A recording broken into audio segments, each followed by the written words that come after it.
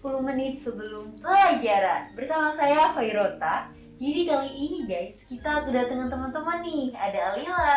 Halo.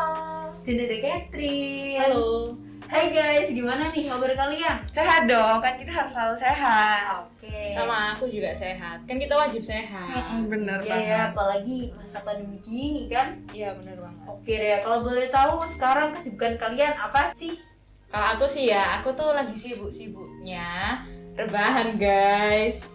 Aduh, kok rebahan sih? Kan online school, jadi kita bisa sambil tidur-tiduran gitu kan. Bapak Ibu Guru gimana nih muridnya? Tapi udah tobat, guys. Sekarang udah enggak lagi.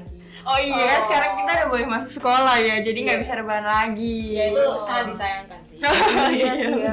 Tapi kan masih pandemi, kok kita udah boleh masuk sih? Kalian pernah nggak sih dengar istilah new normal?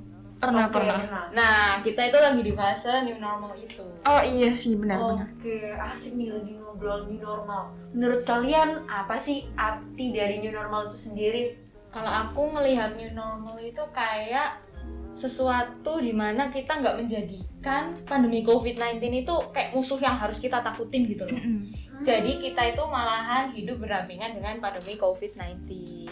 Iya, intinya itu kita harus bisa beradaptasi ya sama kondisi baru yang kita Iya, jalani saat benar ini. banget. Sekarang kan kita udah boleh beraktivitas nih, Iya. tapi ada batasan-batasan tertentu. Oke, kita udah boleh beraktivitas tapi masih dibatasin gitu ya. iya, benar. Gimana tuh prakteknya?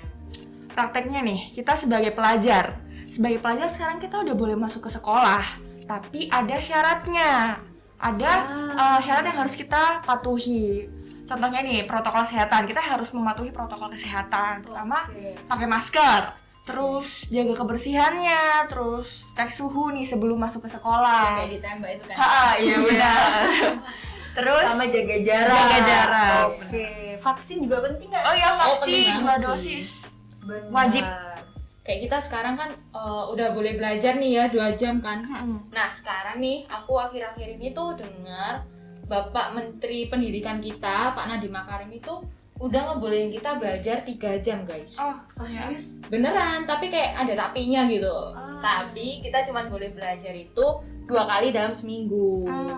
Karena harus gantian juga kan sama kelas lain. Kan tak mungkin semua anak langsung masuk ke satu sekolah gitu. Oh, iya, benar. Nantinya berkerumun. Iya, berkerumun. Benar, makanya ya satu kelas tuh 50% itu kan Iya. ya. Sekarang bener dibatasin banget. jadi 50%. Yang awalnya kita sekelas itu ada 30 sampai 40 anak ya. Iya, Sekarang nggak sampai 20 anak. Oh iya sih ya. Oke deh, sekarang gini. Kalian kan udah ngerasain ya PJJ sampai TM, offline sama online gitu. Pasti udah bisa bandingin dong mana yang lebih enak gitu Iya, kan. iya. Menurut kalian sendiri nih, kalian lebih suka mana sih, offline atau online? Kalau aku jelas offline sih. Kalau aku Oke, nih ya, Catherine? karena aku lebih suka interaksi langsung gitu loh sama guru. Jadi aku lebih Oh, memilih iya, iya. offline. Oke. Karena offline itu real time gitu, nggak ada lag, nggak ada delay. benar-benar. Dan penyampaiannya tuh langsung, nggak melalui Iya. perantara kayak laptop, handphone. Oh Jadi iya. otak itu nangkepnya juga lebih cepet gitu.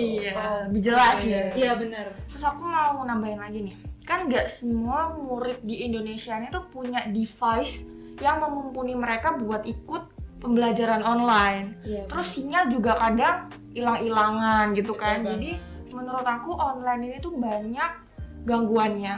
apalagi nggak semua daerah bisa dijangkau juga kan. Benar. Benar. Oke deh, berarti kalian nih sebagai pelajar gimana sih untuk menyikapi di era new normal ini? Kalau menurut aku, kita sebagai pelajar itu nggak boleh sampai lost generation istilahnya.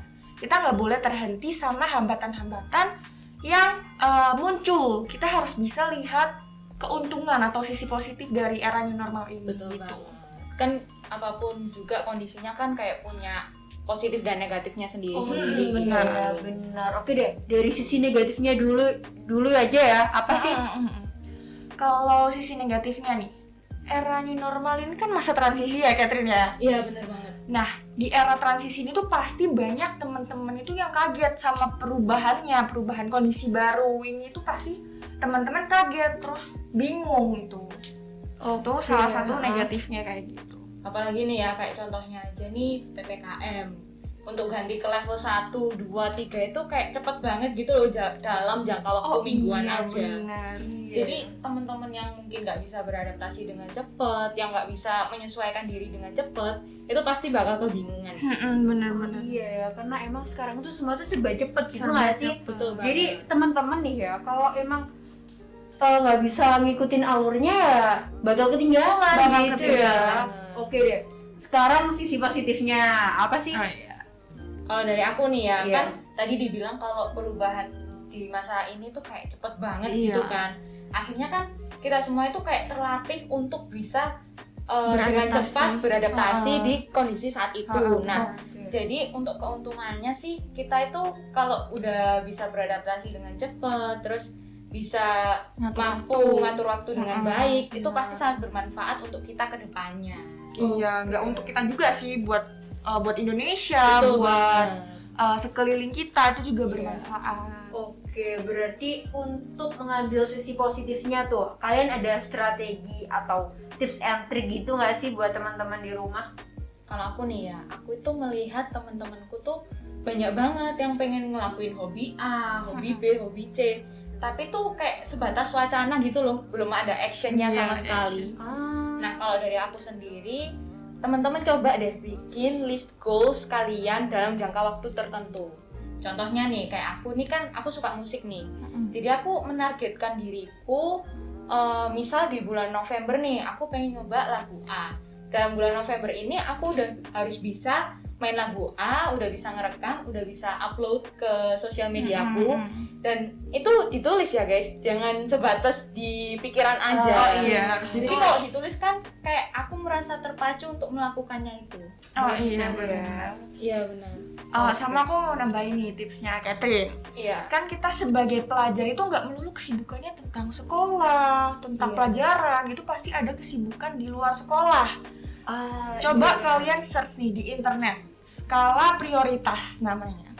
Iya. Skala prioritas itu kayak sebuah tabel di mana kalian itu bakal nyusun aktivitas-aktivitas kalian sesuai dengan kepentingannya atau kemendesakannya. Jadi kayak kalian misal bingung nih mau melakukan aktivitas mana dulu. Nah, kalau kalian pakai skala prioritas ini, kalian pasti bakal kebantu banget.